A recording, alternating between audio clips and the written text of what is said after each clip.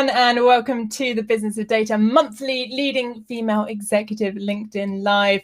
Each month I am met and am joined by brilliant female executives from the data analytics space to chat all about the biggest challenges and opportunities that we face today.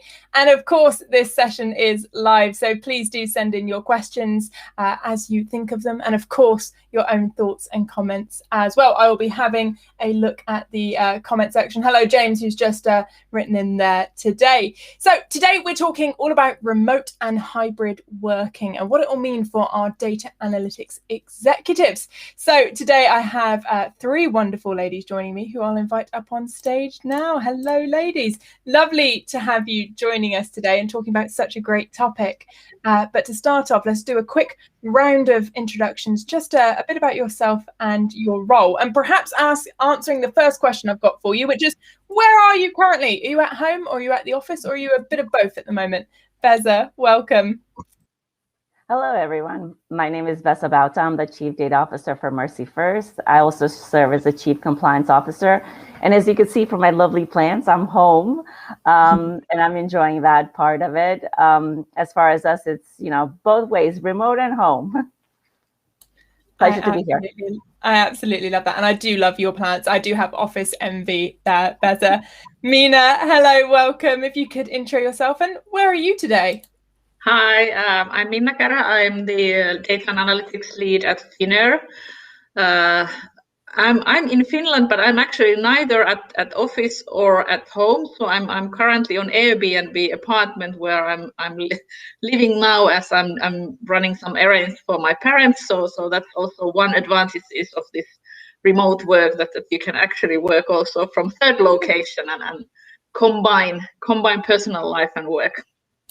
I love that. That's as if this was planned, Mina. What a great demonstration of some of the perks behind working from home. And then Nurali, but given that lovely painting behind you, I think I know your answer, but if you'd like to intro yourself. Hi guys, and great to be here again, Catherine. Thank you. So I'm Nurali Patel. I'm the Data Analytics Director at OpenReach. I am at home, even though you can see Post-it notes on that side of me. I have a habit of sticking wall coverings up, but just generally I'm working a mixture now. So I do visit the office occasionally. Fantastic, and a great round of perspectives then for where we all are. So I work from home. I've always worked from home. Crunium is an entirely work from home company. So we've got lots of experience in the room and where we are in place and space, and how it's obviously going to be impacting our work and our wider teams as well.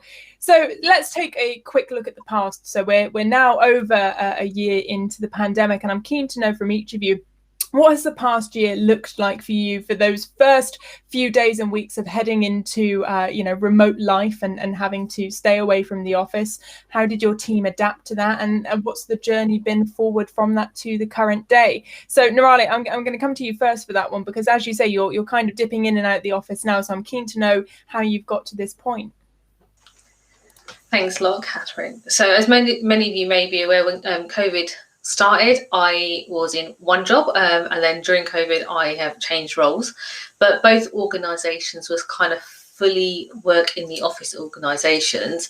And so my current team, where I've been for 6 months, I've had a lot of conversations about how they felt going from full-time working in an office to full-time at home. The most common thing is the waterside chats, the tea, coffee conversations. The social aspect is what they've missed. The commute, I'm actually hearing a lot from my team at the moment saying we're missing the commute. Bearing in mind that I've now started to work with a hybrid model, go into the office to do collaborative and get a bit of a sense of community. Bearing in mind I've joined the organisation virtually, it's been okay. I've been quite tired, to be absolutely honest, in terms of the whole, traveling. So while it is quite attractive, it is quite tiring to get yourself ready and get on the train or whatever it is you have to do, and then, organise yourself. You can't just go, I can spend 2 more minutes before I need to run downstairs into my office. But that's kind of it. And I think it's, in terms of just impacting work, for me, it's just about building those relations in a new role in a new organisation, really. Absolutely. I love the honesty there, Nirali, about being tired, because it's certainly something I've heard from friends as well who are, making their way back into the office and actually having to, fully dress themselves and fully get ready to be office appropriate. And it's taking a lot of emotional energy out of them.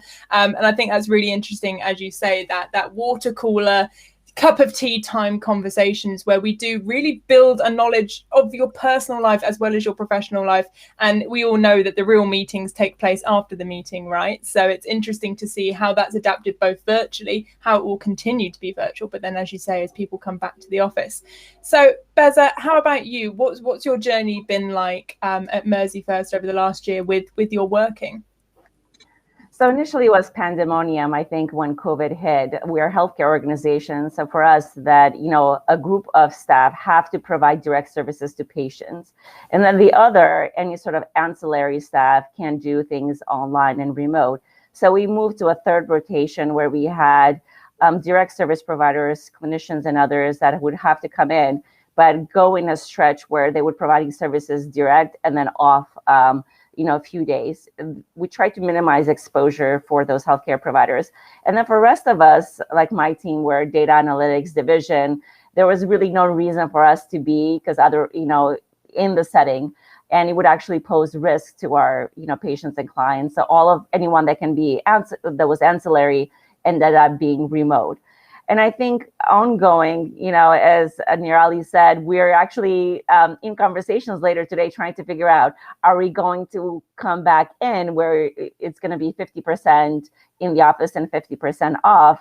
And I think those are discussions that we need to really think about regarding what is the current situation, and not jump into, we're going to be working full time or working more than 50%, because we really don't know how this pandemic is moving and what's around the corner. I think it's always better to be safe than sorry. And just, I understand everybody is sort of, stuck inside and sick and tired of being in the home. I have no idea where my bottoms are. I have great tops. If I have to go to work, I could definitely figure out where my tops are, but I don't know about the bottoms. But even that, just being more cognizant and sort of planning things out and being more mindful as far as what we do, I think it's important. I absolutely love that as a soundbite, Beza, being more mindful. I think that's certainly an era that we're going into. And it's exactly why I wanted to talk about this topic today, because, we've covered some fantastic topics on our monthly calls, from very, very technical. But I think this more cultural area is going to be such a big challenge that we're going to be facing for the next few months. Because, as you say, I don't think there's going to be that clean cut, right, everyone back to the office. It's going to be this hybrid approach for most of us. But how do we handle that? And I've got a couple more questions in the bank to ask around that as well. But Mina, how about yourself? What's it look like at Finnair from the moment that we knew we would be working away from the office? What's that journey been like for you? Yeah, I think the beginning was surprisingly easy. So people just moved to work from home and everything just worked. I mean, we just had the meetings and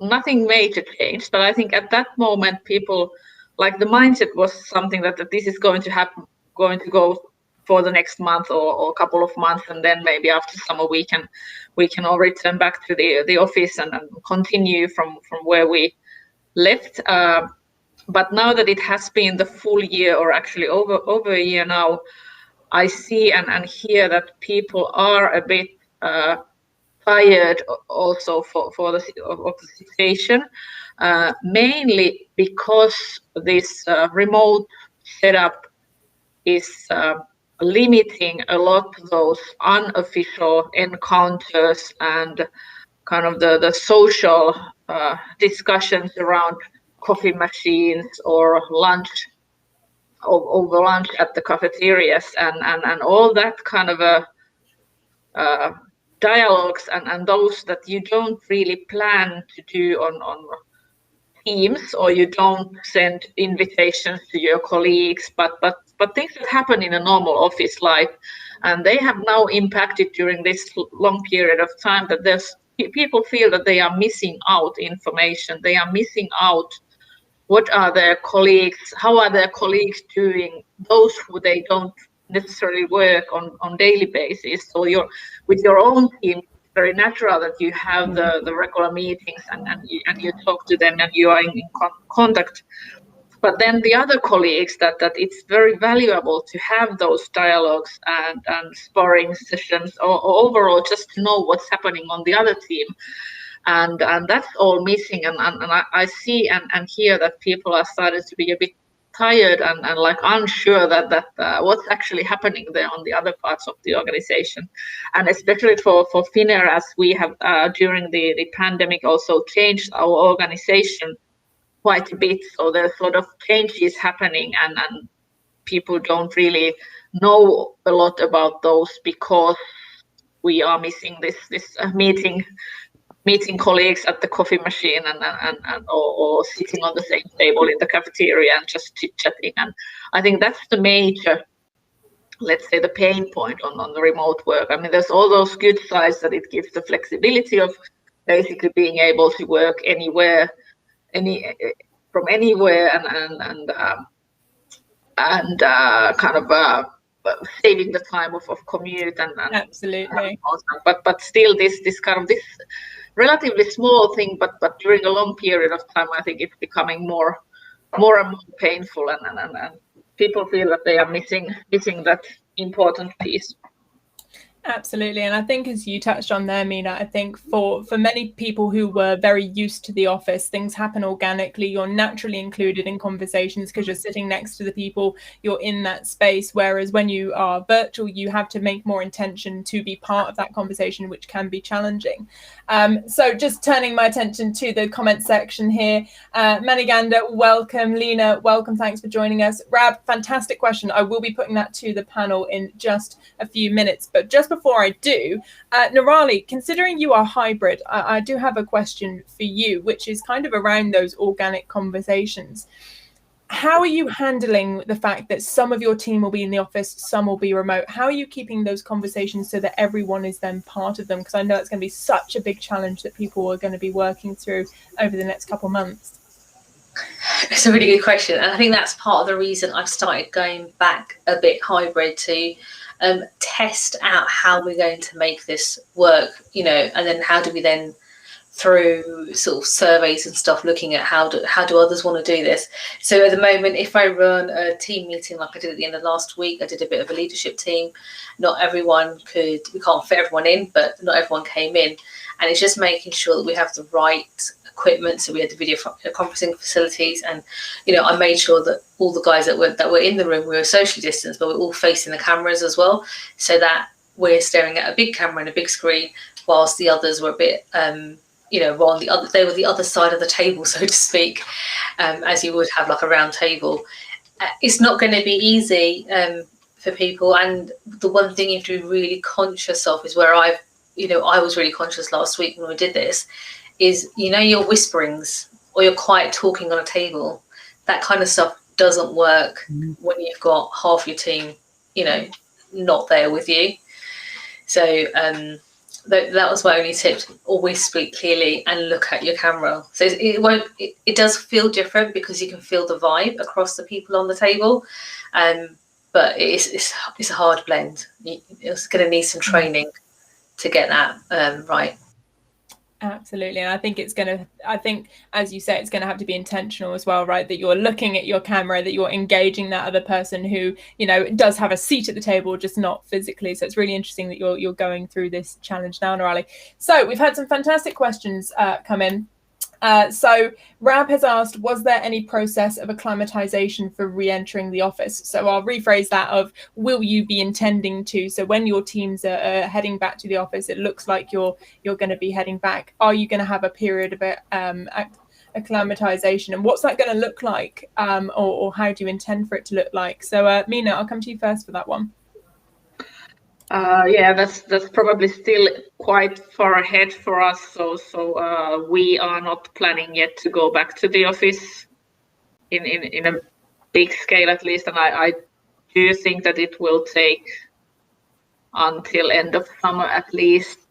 Maybe early autumn is realistic when we start to move back to the office. I would say that it requires that the vaccinations are in a good coverage so that we can be comfortable going to the office. So there's not that many plans or thoughts put yet on how to then exactly do that. So it's a little bit further out in your journey. Fantastic. Beza, how about yourself? Have you started making those plans yet? So we're unique in a way that most of our staff were actually in the office providing services, direct, clinical and medical services. Technically, we really weren't all 100%.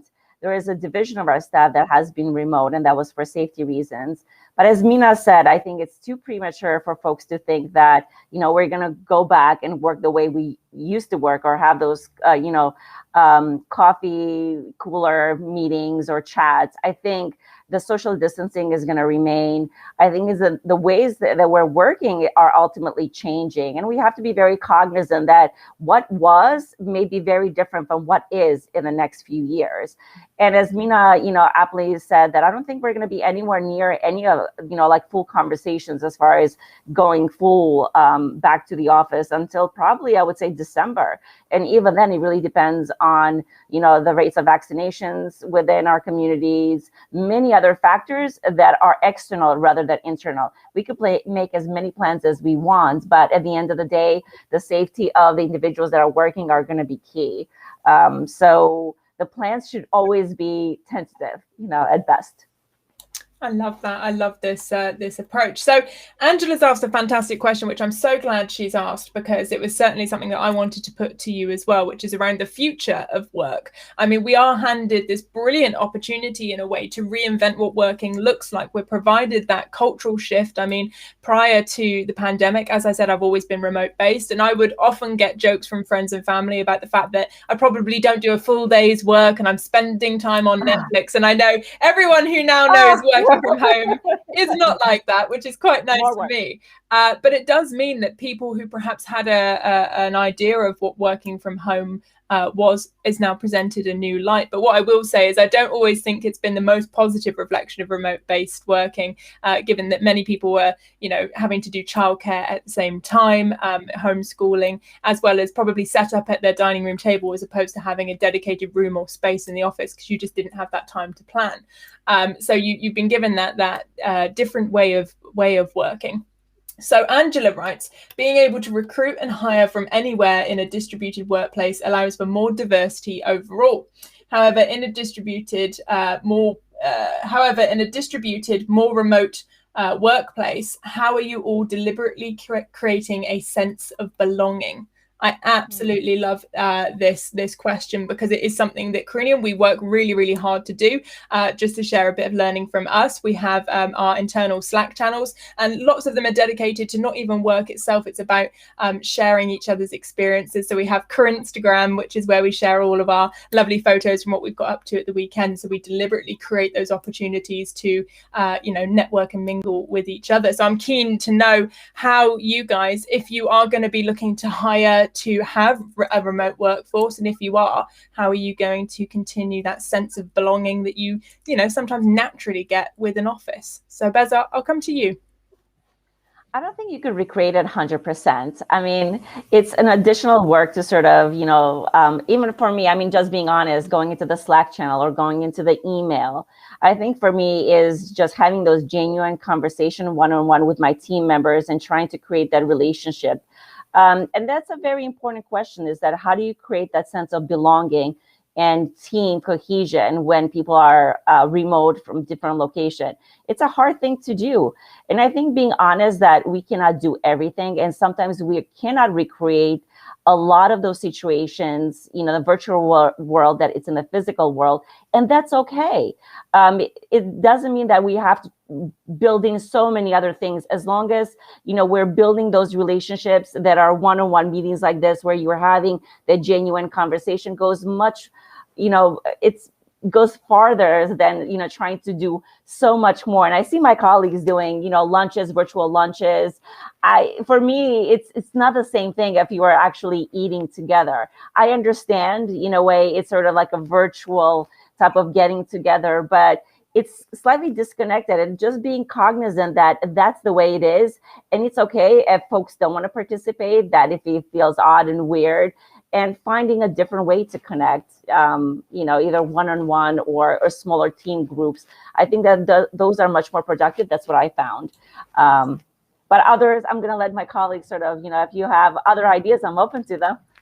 Fantastic. Nirali, I'll come to you, and I'll also pick up that point in Angela's question about the diversity aspect as well, the fact that you can potentially engage different people than you would have traditionally been able to. I know lots of people who I chat with on a daily basis are looking to move out of London, looking to move out of San Fran or New York, because they can live elsewhere and work in, which means that the talent pool is essentially wide open.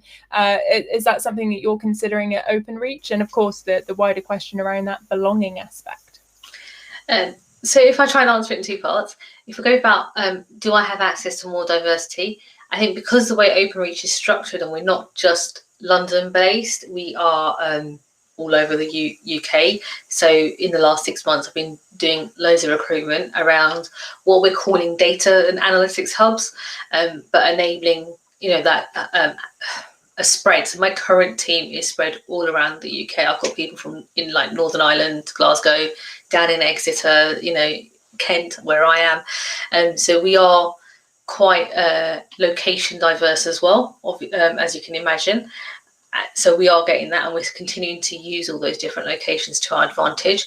It does help, but the rumor on, has it that it's become a little bit more difficult because a lot of other organizations are doing something similar. So whereas, we may have had, you may have had, let's say, 10 applications for a role in a certain region, that those applications have probably gone down to sort of 4 or 5 now, because there's other companies out doing the same thing, right? So if you look, for example, pick Leeds, we're not the only big player in Leeds. There's other organisations that are using Leeds as a hub as well. So that kind of answers, I hope, the location diversity problem that we've got. But it is good. And I think the other question when you're talking about a sense of belonging, so it's like Beza, I don't like eating my lunches in front of the camera. I can just about drink coffee or have a glass of water in front of the camera. But the teams create, virtual quizzes, or we do like murder mystery things online to get that sense of belonging and getting together. But let's be honest, right? We're all data and analytics leaders. Not all of our teams, they weren't, even if they were in an office, they may have barely spoken 2 words to anybody else because it's just not their, it's not what they want to do, and they're happy coming, doing their amazing work with data, and that's it. That's what they want to do. So it's about understanding your team for me, and knowing who is interested in doing something that's a bit social and who's not. And if they're not, how do we engage with them? Like you've said, Bez, already on a one-to-one basis. But it's about, I think for me, it's more about accepting people for the way they are and the way they want to be engaged, and be conscious of it, right? Because those are the individuals that you need to reach out to and drop a IM every now and then saying, how are you doing today? Or how's your pet doing? Or whatever the question needs to be. So just those short, sharp sort of snip conversations usually gives you an idea if they're doing well or not, and they feel like they belong to something. I absolutely love that. It's so true. I think we all worry, are we going to be able to talk the same and communicate the same? But actually, as you say, Nirali, that awareness that there will be naturally introverted people, there will be naturally extroverted people, and that doesn't matter whether you're in the office or not. And just making sure that everyone feels able to contribute should they wish to is actually more important than not having the chance to voice concerns, excitement, happiness. Sharing your successes as well is something that I know many organizations are working to improve remotely, because in an office you can say it without thinking about it too much, whereas I know many organizations I speak to, they're trying to say, no, celebrate it virtually, hype up your achievements. So I'm aware we are rapidly running out of time, so Mina, I'm going to put a slightly different question to you that's come in, which is it time that we upgrade our meeting rooms to be hybrid attendance friendly? Things like a single meeting room equipment that captures all those people in the room and those not on the screen. Not sci-fi, but there are solutions out there. I really like that idea, actually, that yes, do we need to start changing the infrastructure around us to be more inclusive so that it doesn't feel like an us and them situation? What's your thoughts, Mina? Yeah, I think that's a great idea, and I think it's also something that needs to be done in order to be able to still continue having the hybrid model and having people partly remotely and partly on at the office or on site. So I think that's something that in the world before the pandemic, it was always a challenge if part of the team was remote and part was at the office. There was really a gap between the team being at the same room, and they had a different discussion than the people attending remotely. So although the equipment is there, but it's not really supporting that the way that it should include everybody, not depending on how they are attending the meeting. So I fully support that, and I think that that's a great idea, and hopefully that's also because I also agree that there are solutions. So something that this pandemic might have raised our thoughts and made the point, and we understand now the importance of putting more effort on that. Absolutely. Ladies, as always, it's such a pleasure to catch up with you each month and talk through whatever topic it is that we think is front of mind. So thank you so much for joining me again today. Thanks. Thank you. Thank you. Amazing. Well, sadly, that is all the time we have today, but do be sure to follow us on social so you can see the next time that we go live. And of course, make sure to subscribe to the Business of Data platform, where this will live on demand, as well as all of our other content, podcasts, Business of Data show, reports, articles, and so much more. And of course, our brand new Business of Data Festival, which is happening later this year. But for now, that is everything. So thank you so much.